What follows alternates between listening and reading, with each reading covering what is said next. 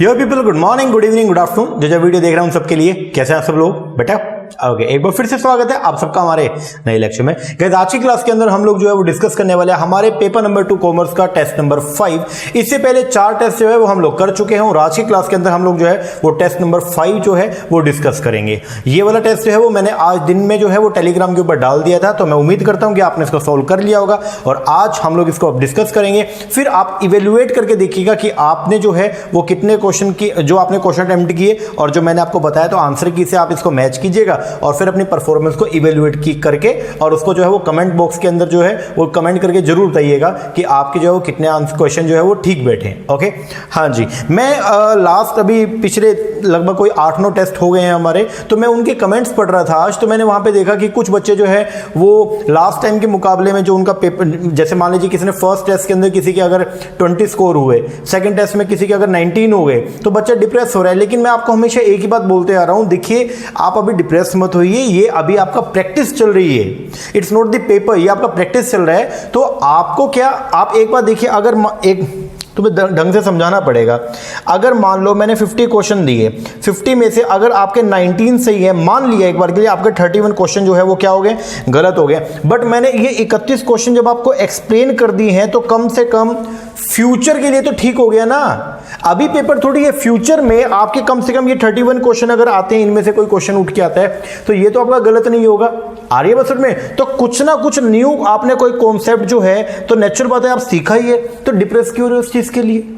तो आप डिप्रेस मत होइए, आप जो कर रहे हैं बहुत अच्छे तरीके से कर रहे हैं, बहुत बढ़िया है। जैसे आप लगे हो आप लगे रहें, ठीक है।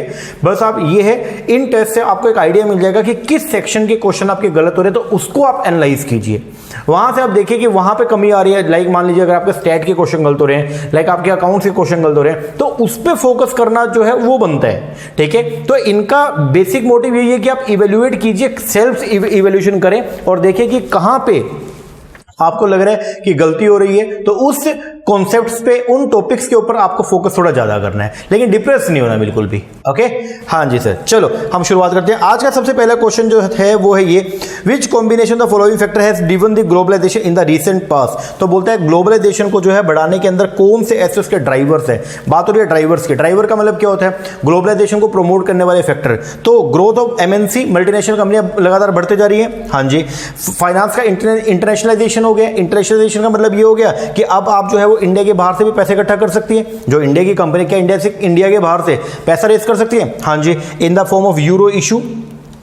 आपने सुना होगा यूरो इशू, जिसके अंदर हम लोग जो है वो पढ़ते हैं एफसीसीबी, आपको पढ़ाया मैंने, और एक होता है FCEB, foreign currency convertible bond, foreign currency exchangeable bond. इसके अलावा आप जो है वो डिपॉजिटरी रिसीट्स, जिसके अंदर जनरली आप लोग एडीआर और जीडीआर को आप पढ़ते हैं, तो ये भी हम इशू कर सकते हैं, हाँ जी। तो ये भी इसका एक जो है वो क्या है, ग्लोबलाइजेशन का फैक्टर है। और तीसरा जो है वो क्या, इंक्रीज इंटरनेशनल ट्रेड। जो हमारा इंटरनेशनल ट्रेड लगातार क्या हो रहा है, बढ़ते जा रहा है। तो ये 3 वजह है जिनकी वजह से आप लोग जो है वो ये बोल सकते हैं कि अपने इंडिया के अंदर जो है या फिर पूरे वर्ल्ड के अंदर ग्लोबलाइजेशन जो है वो उसको ड्राइव करने वाले फोर्सेस जो वो बेसिकली ये हैं। तो 3 हो गया, कौन सा? Growth of MNC, internationalisation of finance and the increase international trade. तो आंसर जो था इसका वो क्या, ऑल ऑफ द अबव।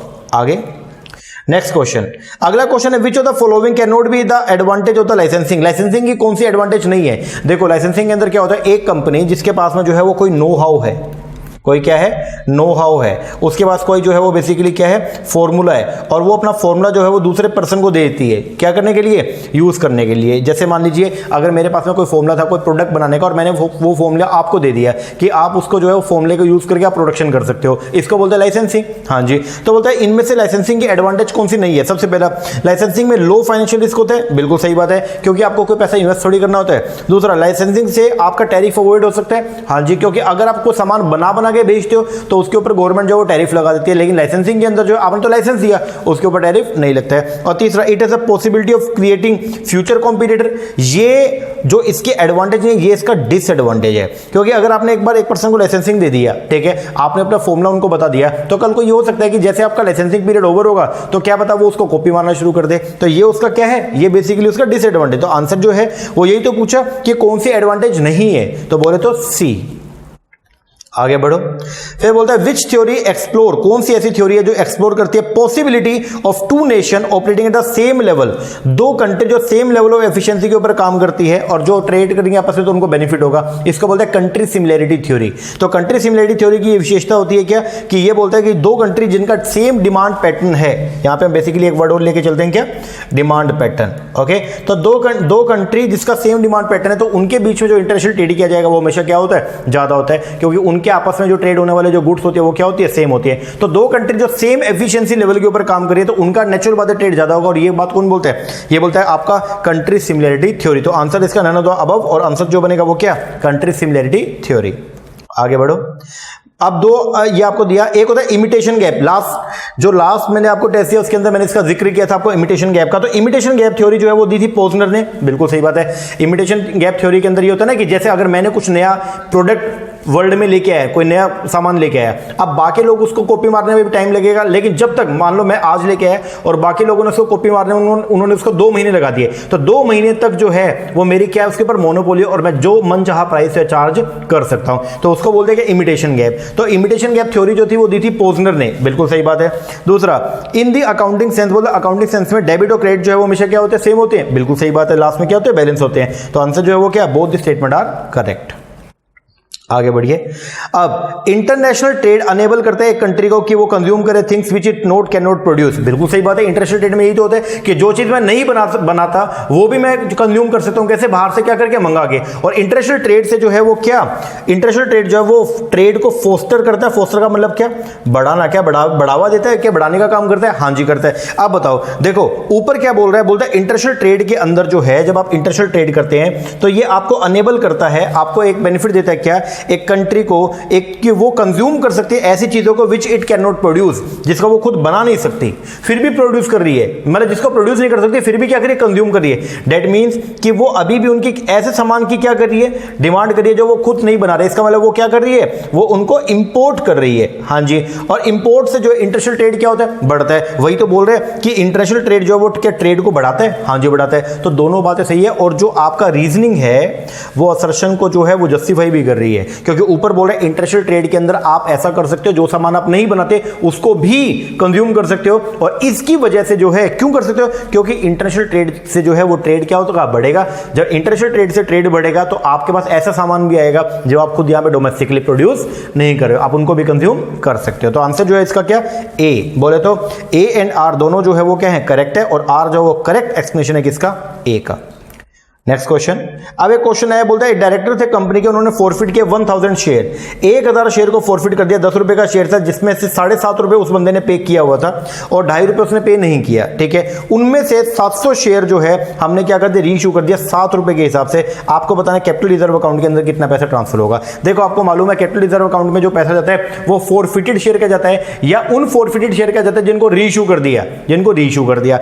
आपने जो है वो 1000 शेयर जो है वो क्या किए, फॉरफिट किए थे। अब 1000 शेयर पर 7.5 रुपए के 7.5 रुपए के हिसाब से आपके पास पैसा आ गया था, तो आप पे टोटल 7500 रुपए जो है वो क्या आ गए थे। ओके, अब उसमें से 7500 जो है ये कितने शेयर के लिए, ये 1000 शेयर के लिए है। 7500 जो आपके पास में आए ये कितने शेयर के लिए, 1000 शेयर के लिए। तो आपके फॉरफिचर में 7500 पड़े थे जो 1000 शेयर से रिलेटेड थे, जबकि आपने रीइश्यू जो करे वो 700 शेयर करे। तो 700 शेयर पे मुनाफा निकाल लो, इंटू 700 करूंगा तो 5250 रुपए, 5250 मेरा टोटल क्या आ गया, प्रॉफिट आ गया। अब इसमें से मैंने कितना यूज कर लिया, ये 5250 जो है ये 700 शेयर का मुनाफा था। अब मैंने कितना यूज कर लिया इसमें से, मैंने 700 शेयर जो है वो रीइश्यू करे 7 रुपए के हिसाब से, तो कितना नुकसान उठाया, 3। वो 3 का नुकसान मैं कहां से उठाऊंगा, शेयर फॉरफिचर से। तो 3 इंटू में 700 कितना हो गया, 2100 मेरा जो है मुनाफा है, ये मैंने जो है वो लिया है। ये 2100 मेरा नुकसान था जो मैं फॉरफिचर अकाउंट से जो है वो क्या करूंगा, चार्ज करूंगा। 5250 में से 2100 घटाओ तो बाकी रहेगा कितना, 3150। ये 3150 रुपया जो है वो आप ट्रांसफर करेंगे कहां पे, कैपिटल रिजर्व में। तो ये ध्यान रखना कैपिटल रिजर्व में जो अमाउंट जाता है वो फॉरफिटेड शेयर का नहीं जाता है, वो उन शेयर का जाता है जिनको आपने दोबारा से क्या कर दिया, रीइश्यू कर दिया। तो आंसर जो आएगा इसका क्या, 3150। आगे बढ़े।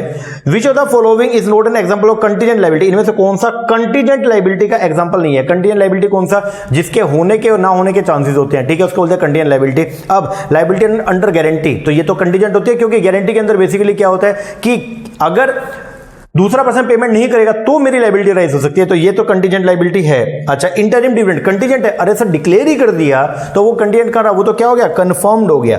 क्या हो गया, कंफर्म्ड हो गया। ठीक है, तो ये आपकी कंटीजेंट लायबिलिटी नहीं है। अच्छा, liability in respect of bill discounted, ये भी आपकी क्या है, कंटीजेंट लायबिलिटी होती है। तो इंटरिम डिविडेंड ये कंफर्म्ड लायबिलिटी है क्योंकि आपने वो पे करना ही करना है। आगे, अंडर द परचेज मेथड बोलता है जब आप बिजनेस को क्या करते हो, परचेज करते हो, कोई भी अगर आपने एक्सेस अमाउंट जो है वो क्या किया, पे किया पीसी का मतलब आपने परचेज कंसीडरेशन ज्यादा दे दिया ओवर द एक्वायर्ड एसेट। आपने, मैंने एग्जांपल लिया यहां पे, आपने एसेट तो लिए सिर्फ 9 लाख की, लेकिन आपने उसके बदले में आपने जो पेमेंट किया दूसरी कंपनी के शेयर होल्डर को वो कर दिया 10 लाख का।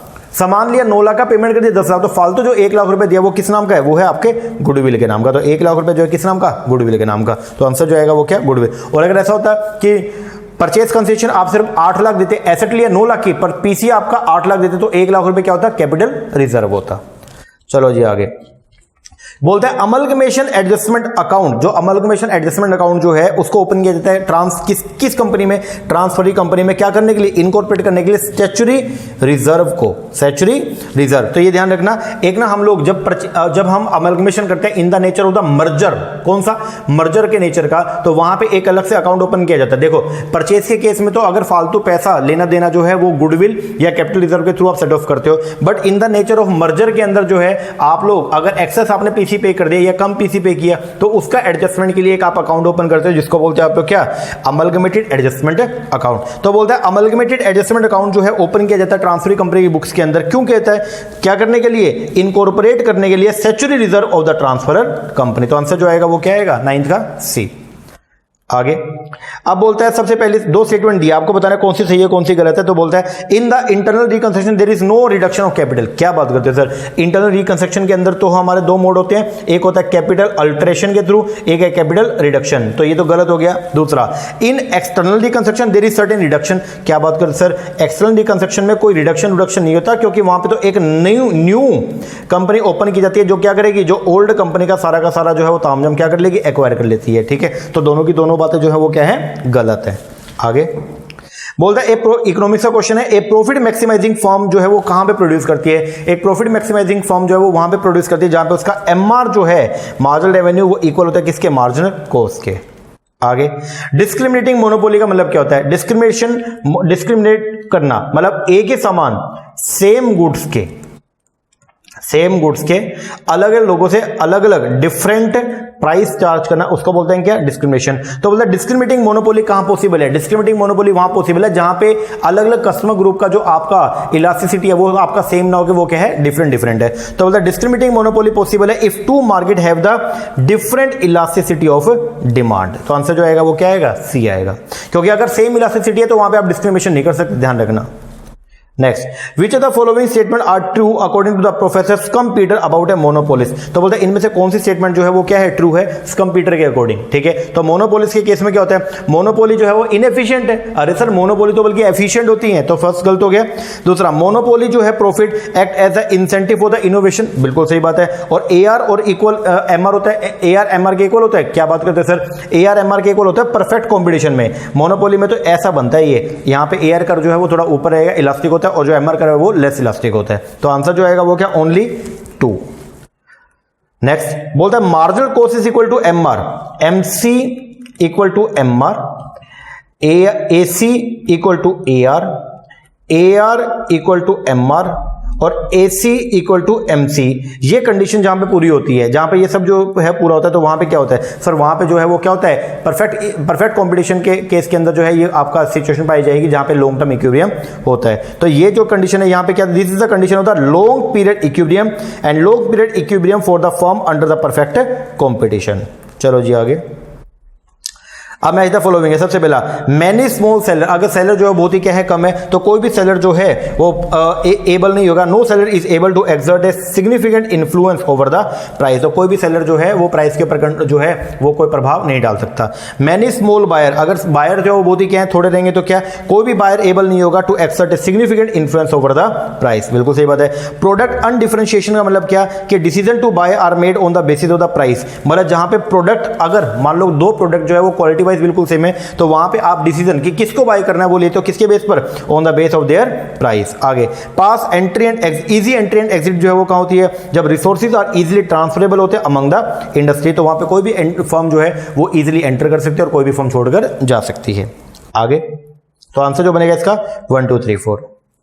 नेक्स्ट इंपॉर्टेंट क्वेश्चन ध्यान देना, बोलता है XYZ जो है उसने 10 रुपया पर शेयर कमाया, तो ईपीएस उसका कितना था 10 रुपीज, कैपिटलाइज किया एट द 10% पे, मतलब जो आपका केई है वो कितना 10% है और रिटर्न जो है कंपनी का वो कितना 12% है। तो बोलता है what is the optimum DP ratio as per the Walter model. As per Walter model क्या बोलता है, अगर आर इज ग्रेटर देन केई हो तो कंपनी को जो है 0% डीपी मेंटेन करना चाहिए, और अगर आर इज लेस देन केई हो तो कंपनी को 100% डीपी जो है वो मेंटेन करना चाहिए। यहां पे क्या है, यहां पे आर जो है वो कितना आपका 12% और केई कितना 10%, तो आर जो है वो क्या है कम है किससे, केई से, आर इज ग्रेटर देन केई, तो कंपनी को क्या करना चाहिए 0% डीपी रेशियो को मेंटेन करना चाहिए। आंसर क्या आएगा ए।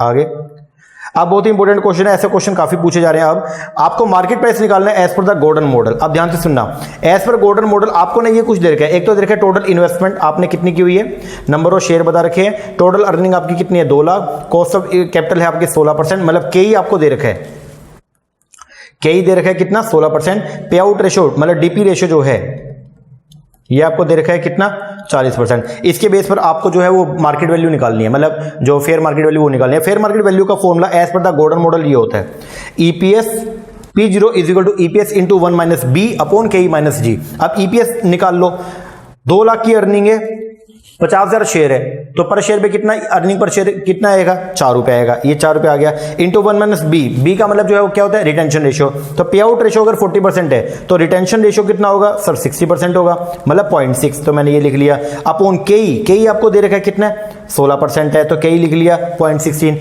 माइनस में जी, जी का मतलब ग्रोथ, ग्रोथ कैसे निकलता है बी इंटू आर, ये बी और ये आर, बी का मतलब क्या ये रहा जी बी, बी बोलते रिटेंशन रेशियो, और आर आपको निकालना पड़ेगा, आर 0.2 मैंने लिखा कैसे, हमने 2 लाख रुपए कमाए हैं और 2 लाख रुपए किस पे कमाए 10 लाख पे कमाए, तो 2 लाख अपॉन में 10 लाख इंटू में 100, तो ये मेरा रेट ऑफ रिटर्न आ जाएगा। देखो मैंने 2 लाख रुपए कमाया और टोटल इन्वेस्टमेंट कितने करी है 10 लाख की, 10 लाख पे 2 लाख कमाए तो कितना परसेंट कमाया, मैंने कमाया कितना 20%। ओके, तो मैंने इसको मल्टीप्लाई कर लिया 0.2 से, 0.6 इंटू 0.2 कितना 0.12, तो ये माइनस कर लो, 0.16 माइनस 0.12 कितना आएगा 0.04, तो 1.6 से 0.04 करेंगे तो कितना 40 रुपया, ये मेरा आंसर आ जाएगा। तो ये फॉर्मूला बस आपको ध्यान होना चाहिए, गॉर्डन मॉडल का फॉर्मूला जो है वो क्या होता है EPS into 1 minus B upon KE minus G. एक और फॉर्मूला भी लिखवाया था, अगर नया डिविडेंड दे रखा हो तो उसका फॉर्मूला क्या होता है D1 अपॉन केई माइनस में जी।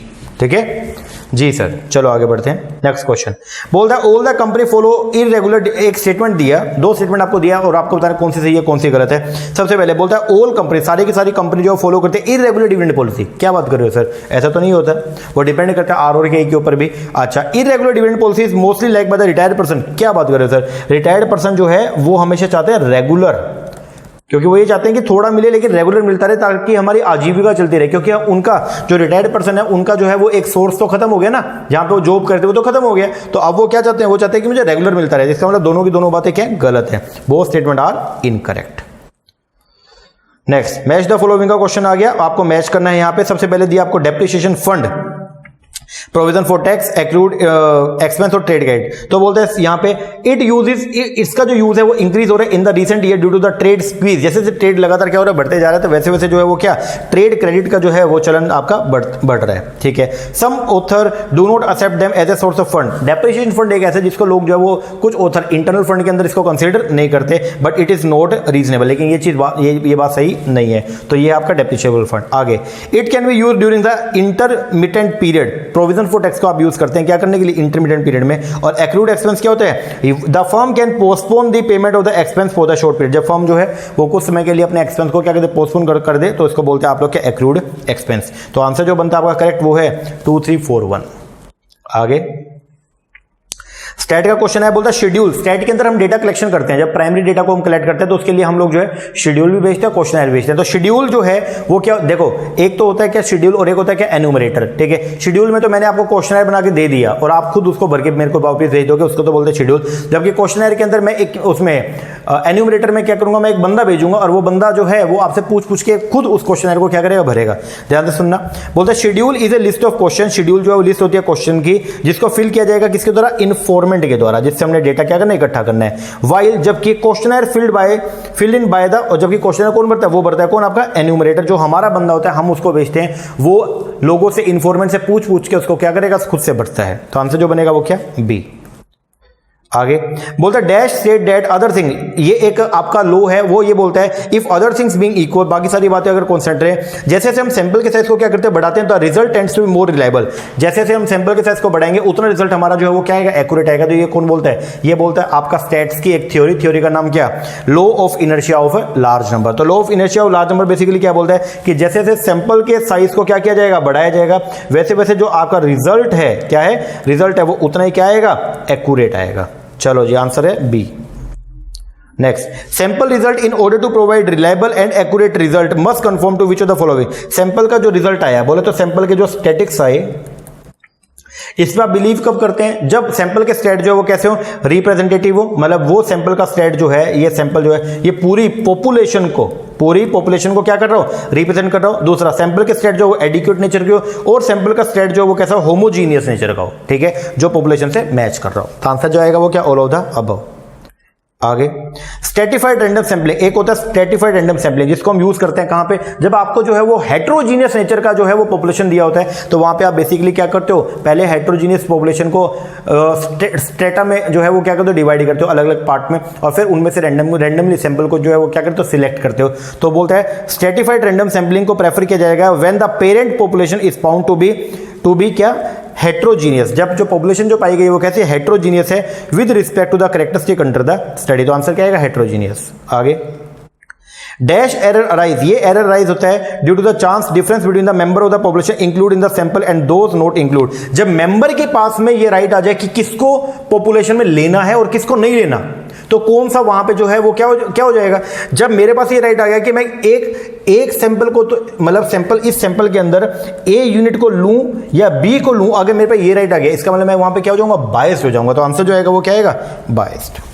आगे, कंसीडर द फॉलोइंग स्टेटमेंट, इसको स्टेटमेंट को कंसीडर करो, बताओ कौन सी स्टेटमेंट सही है। सबसे पहला, एचआरएम का जो व्यू होता है, ह्यूमन रिसोर्स मैनेजमेंट का जो व्यू होता है वो क्या, कि people as an important asset, वो पीपल को जो है इंपॉर्टेंट एसेट मानते हैं to be use the benefit of the organization. बिल्कुल सही बात है, ह्यूमन जो है वो ह्यूमन बीइंग जो है या फिर जो हमारी मैन पावर है वो हमारी इंपॉर्टेंट एसेट है। दूसरा, HRP human resource planning help करता है to communicate HR policy to the all employ, सभी एम्प्लॉय को एचआरपी जो है वो कम्युनिकेट करता है, एचआर ह्यूमन रिसोर्स की पॉलिसी सर वो टॉप लेवल को वो इन्फॉर्म करता है, तो ये गलत हो गया। दूसरा, एचआरपी ह्यूमन रिसोर्स प्लानिंग जो है वो फॉरवर्ड लुक है, मतलब फ्यूचर्स के लिए किया जाए, बिल्कुल सही बात है। तो आंसर क्या आएगा, बोथ 1 और 3 करेक्ट है, और सेकंड जो है वो क्या है, रॉन्ग है।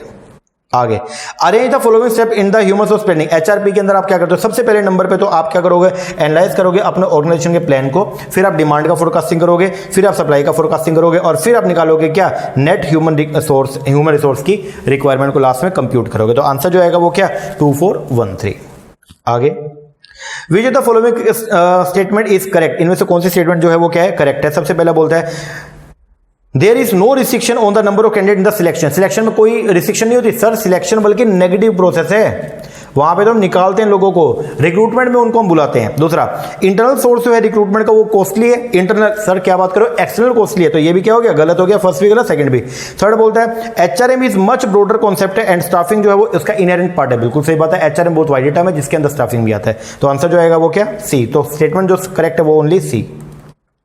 आगे, the objective of the selection decision is to choose, selection जो आप करते हो तो उसमें किसको सिलेक्ट करते हो, तो बोलता है ऑब्जेक्टिव जो है सिलेक्शन डिसीजन का वो होता है is to choose the individual who can most successfully perform the job from the pool of qualified candidate, क्योंकि अनक्वालिफाइड को तो पहले ही निकाल दिया मैंने, तो जो क्वालिफाइड बच गया उसमें से मुझे जो है वो कुछ लोगों को क्या करना है, सिलेक्ट करना है। तो क्या बोलता है कि ऑब्जेक्टिव जो है सिलेक्शन का वो ये है कि हम ऐसे लोगों को सिलेक्ट करेंगे जो क्या हो, जो क्वालिफाइड हो।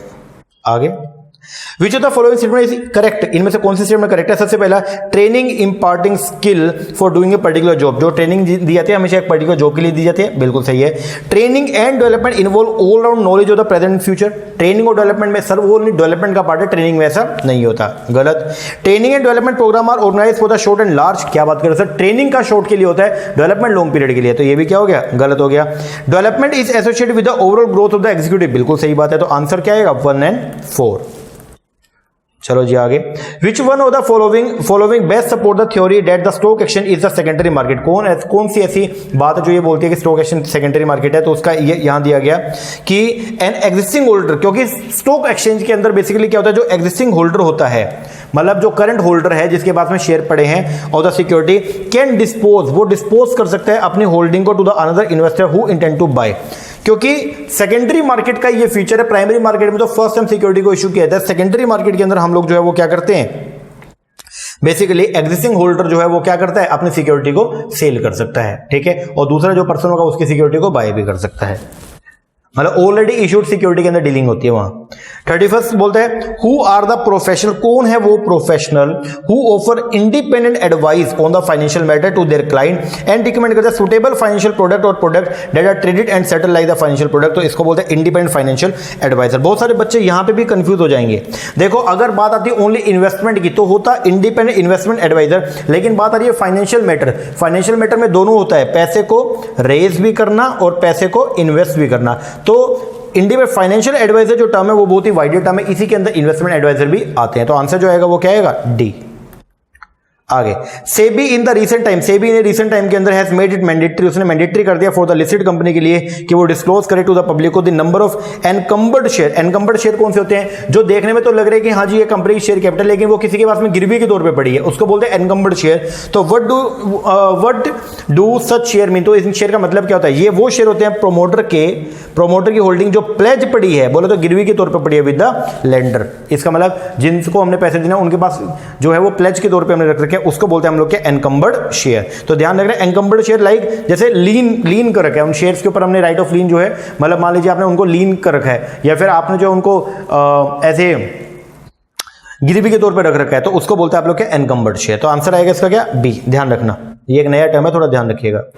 नेक्स्ट बोलते सेंट्रल गवर्नमेंट के पास में पावर है कि वो क्या करती है, सुपरसीड करती है सेबी को। सेंट्रल गवर्नमेंट के पास पावर है, वैसे तो देखो पूरी कैपिटल मार्केट के ऊपर जो काम कर हमने उसका कंट्रोलर का जो जिम्मा दिया वो हमने सेबी को दे रखा है, लेकिन अगर सेबी प्रॉपरली काम ना करे और अगर सेंट्रल गवर्नमेंट को लगे कि पब्लिक इंटरेस्ट में सेबी को एक बार के लिए सेबी का काम रोकना चाहिए, तो सेंट्रल गवर्नमेंट ऐसा कर सकती है। तो बोलते सेंट्रल गवर्नमेंट के पास पावर है कि वो सुपरसीड कर सकती है, वो सेबी की फंक्शनिंग को ऊपर भी आ सकती है if it is of the opinion, अगर उनका ये ओपिनियन है कि सेबी इज अनेबल, कि सेबी जो है वो क्या हो गया, अनेबल हो गया to discharge its function and duty impose on it under the provision of the SEBI act 1992 और it is necessary to do so in the public interest, या फिर गवर्नमेंट को लगता है कि पब्लिक इंटरेस्ट में ऐसा करना जरूरी है, तो वो सेबी की प्रोविजन को जो है वो सुपरसीड कर सकती है। तो आंसर इज बी। आगे दो आपको दिया पॉइंट और बोलता है कि बताओ इनमें क्या है। तो सबसे पहले बोलता है all the mutual fund must get registered with the SEBI, जितने भी म्यूचुअल फंड इंडिया के अंदर ऑपरेट हो रहे हैं तो उनको जो है वो सेबी के अंडर जो है वो क्या होना पड़ेगा, रजिस्टर्ड होना पड़ेगा। हाँ जी, सेबी की गाइडलाइंस है, सेबी म्यूचुअल फंड रेगुलेशन 1996, इसके अंदर आपको रजिस्टर्ड होना पड़ेगा, बिल्कुल सही बात है। फिर बोलते हैं सेबी जो है रेगुलेटरी बॉडी है सभी म्यूचुअल फंड का, बिल्कुल सही बात है। तो दोनों की दोनों बातें सही है और जो रीजनिंग है वो करेक्टली एक्सप्लेनेशन भी दे रहा है किसका, असर्शन का, क्योंकि असर्शन क्या बोले कि जितने भी म्यूचुअल फंड है जो इंडिया के अंदर ऑपरेट हो रहे हैं उनको सेबी के पास रजिस्टर्ड होना पड़ेगा। क्यों? क्योंकि सेबी रेगुलेटरी बॉडी है किसका, म्यूचुअल फंड का। तो इसका मतलब क्या हो गया कि असर्शन रीजनिंग दोनों क्या करेक्ट है और जो रीजनिंग है वो करेक्टली एक्सप्लेन कर रहे हैं किसको, असर्शन को। Answer is a.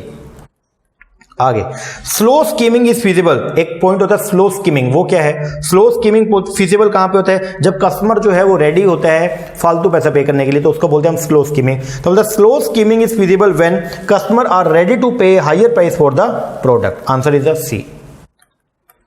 आगे which of the following cost may be use for pricing decision, जब आप प्राइसिंग करते हैं तो वहां पे आप किस किस कॉस्ट को लेके चलते हो। भाई आपने किसी प्रोडक्ट है मान लो कोई भी, उसके रेट अगर डिसाइड करें तो वहां पे आप जो है फिक्स कॉस्ट को, वेरिएबल को, एवरेज को सभी को लेके चलते हो। आंसर क्या आएगा, ऑल ऑफ द दिस। आगे which of the following is not a mode of direct distribution system, इनमें से कौन सा डायरेक्ट डिस्ट्रीब्यूशन सिस्टम का मोड नहीं है, तो ट्रेडिंग मीडिएटर, क्योंकि मीडिएटर आ गया ना तो डायरेक्ट का सब पार्ट वो नहीं है। आगे चैनल डिजाइन इज एक क्या है, चैनल को डिजाइन करना वो आपका एक फिक्स्ड मार्केटिंग टूल है, ये ध्यान रखना, ठीक है ना। आगे, in dash exact requirement of the customer is ascertain, किस तरीके से आप क्या निकालते हो, एग्जैक्ट रिक्वायरमेंट निकालते हो कस्टमर का for a target group of customer, तो उसको बोलते हैं हम लोग सॉर्टिंग। जब आप सॉर्टिंग करते हो भाई इतने इतने हमारे कस्टमर, इनमें से ये कुछ कस्टमर इनकी ये नीड है या ये रिक्वायरमेंट है, तो उसको बोलते हैं क्या, सॉर्टिंग करना। आंसर क्या आएगा, सॉर्टिंग करना, छांटना। आगे, as per section 2 subsection H, public authority का मतलब क्या होता है। अब public authority means any authority और द बॉडी और the institution of the self institution of the government establish और कॉन्स्टिट्यूट बाय एनी कॉन्स्टिट्यूशन।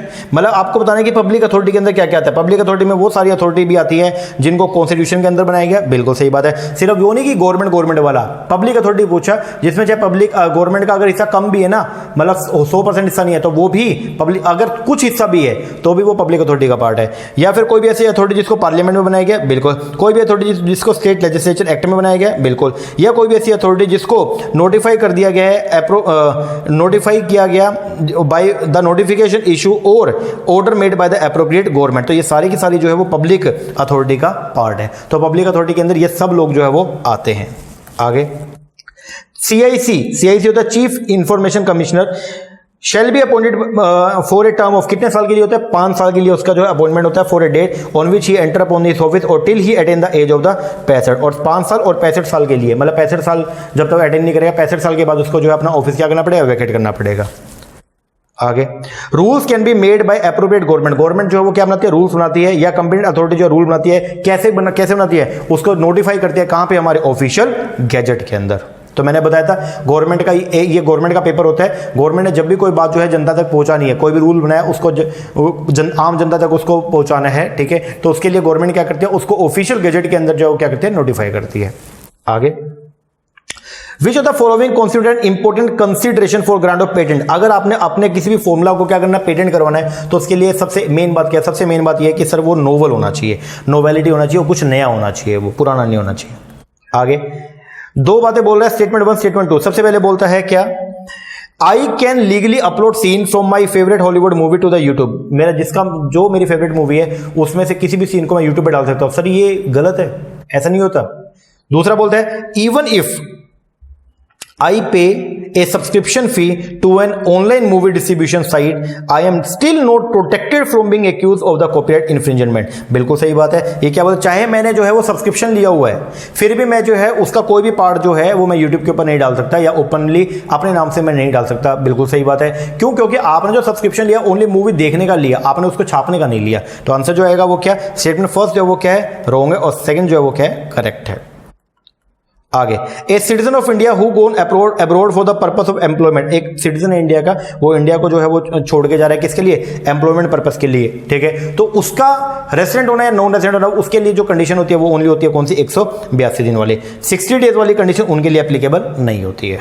आगे, which of the following receipt is the revenue, इनमें से कौन सी रिसिप्ट जो रेवेन्यू नेचर है as per the income tax act. तो सबसे पहला, when any contract is entered into the ordinary course of business, any compensation, अगर वो कॉन्ट्रैक्ट को टर्मिनेट कर दिया और वहां से अगर कोई कंपनसेशन मिलता है तो ये आपकी रेवेन्यू नहीं है, ये आपकी क्या है, कैपिटल रिसिप्ट है, ठीक है। दूसरा, a receipt under a general insurance policy may be the revenue receipt if the policy relate to the circulation asset, बिल्कुल गलत बात है सर, ये भी क्या होती है, कैपिटल रिसीट होती है। आगे, फॉरफिटेड सिक्योरिटी डिपॉजिट, अगर आपने कोई पैसा जो है वो क्या फॉरफिट कर लिया, अगर शेयर को फॉरफिट कर लिया, और forfeited security deposit would be revenue, तो उसको क्या माना जाएगा, रेवेन्यू माना जाएगा, where they are relate to the excessive trading activity, ये बिल्कुल सही बात है। तो आंसर जो आएगा वो क्या, बी।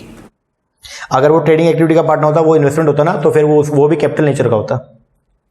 आगे, फिर बोलते हैं विच of the following statement is और आर करेक्ट। सबसे पहला, असेसी में enjoy different residential status for the different assessment year, बिल्कुल सही बात है। किसी एक असेसमेंट ईयर में क्या पता वो रेजिडेंट हो और किसी में वो रेजिडेंट ना हो, बिल्कुल सही है। दूसरा, इट इज नॉट नेसेसरी, बोला ये जरूरी नहीं है कि एक person who is resident in India can not become resident in any other country for the same assessment year, ये बिल्कुल, ये क्या है, ये आपकी गलत है, ठीक है।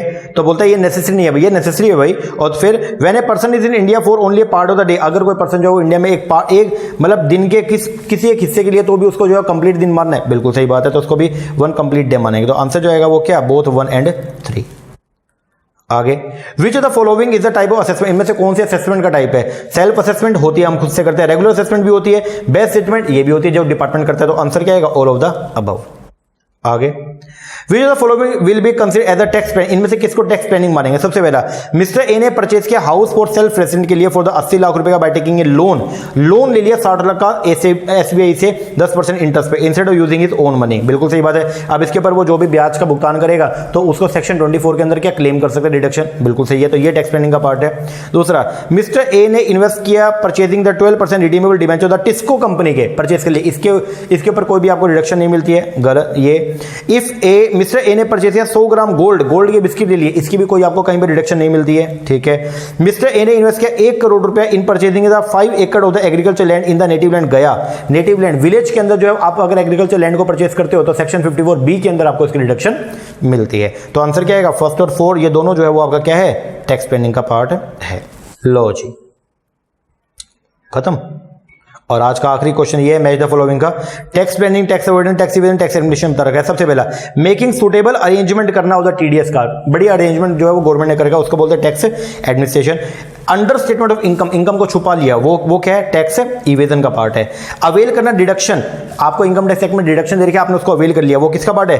टैक्स प्लानिंग का पार्ट है। और मिस इंटरप्रेट करना प्रोविजन होता है income tax act, income tax act के प्रोविजन को मिस इंटरप्रेट करना, ठीक है, वो बोलते हैं आप क्या? Tax avoidance. तो ये टैक्स अवॉइडेंस का पार्ट है। आंसर जो बनेगा आपका वो है जी आपका 3, 4, 2, 1। लो जी, ये हो गए जी आज के आपके 50 क्वेश्चन। तो टेस्ट नंबर 5 हमारा कंप्लीट है। अभी तक हम 250 क्वेश्चन जो है अगर आपने देखा डिस्कस कर चुके हैं, ठीक है। तो ये हमारा टेस्ट नंबर 5 हो गया, ओके। तो आप इसके साथ में मैच कीजिएगा, आपके क्या आंसर थे और मैंने क्या बताया, आप उनको मैच कीजिएगा और कमेंट करके जरूर बताइएगा कि आपके अकॉर्डिंग जो है वो कितने आपके जो है सही बैठे हैं, ठीक है। तो कमेंट करके जरूर परफॉर्मेंस का अप्रेजल जरूर करना है। और ये टेस्ट हम आपके लिए डाल रहे हैं, तो प्लीज आप टेस्ट को जरूर किया कीजिए, ओके। हाँ जी, कल मिलेंगे हमारे नए क्वेश्चन के साथ और कल एक और पैराग्राफ जो है वो मार्केटिंग का हम लेके आ रहे हैं। तो जैसे लास्ट एग्जाम के अंदर आया था ना, अमसिन पैसेज दे दिया और फिर उसके 5 क्वेश्चन दिए, बोला इनको आप अटेम्प्ट करो, तो वैसे ही एक और हमने डाला है। लास्ट क्लास के अंदर मैंने इनकम टैक्स का करवाया था, अब क्लास के अंदर जो है मैं करवाऊंगा आपको मार्केटिंग का। तो बहुत ही बढ़िया वाले जो उसके अंदर हमने क्वेश्चन डाले, आप उनको सोल्व कीजिएगा। तो कल मैं दिन में टेलीग्राम के ऊपर जो है वो टेस्ट डाल दूंगा, तो आप उसको सोल्व करके और देखिएगा, अपना इवैल्यूएशन लास्ट में कीजिएगा, ओके। हाँ जी सर, चलो ये हो गया जी अपना टॉपिक। लेक्चर कैसा लगा कमेंट करके जरूर बताइएगा। और अगर अभी तक आपने हमारा चैनल सब्सक्राइब नहीं किया है तो प्लीज हमारे चैनल को सब्सक्राइब जरूर कर लीजिएगा और बेल आइकन पे क्लिक जरूर कीजिएगा, ताकि आपको नोटिफिकेशन जो है वो टाइमली बेसिस पर मिलता रहे, ओके। हाँ जी सर, चलो ये कीजिए, बाकी मिलते हैं कल हमारे नए लेक्चर के साथ में। तब तक के लिए थैंक यू वेरी मच।